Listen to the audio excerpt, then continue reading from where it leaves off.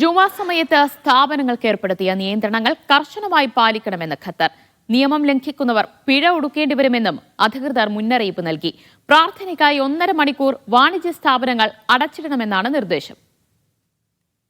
ഔദ്യോഗിക വിജ്ഞാപനത്തിന് പിന്നാലെ സമൂഹമാധ്യമ അക്കൗണ്ടുകളിൽ പങ്കുവച്ച വീഡിയോയിലാണ് നിയന്ത്രണങ്ങൾ കർശനമായി പാലിക്കണമെന്ന് വാണിജ്യ മന്ത്രാലയം ആവശ്യപ്പെട്ടത്. ചെറിയ സമയത്തേക്കു മാത്രമാണ് സ്ഥാപനങ്ങൾ അടച്ചിടേണ്ടതെന്നും അത് കച്ചവടത്തെ പ്രതികൂലമായി ഒരു തരത്തിലും ബാധിക്കില്ലെന്നും മന്ത്രാലയം വ്യക്തമാക്കി.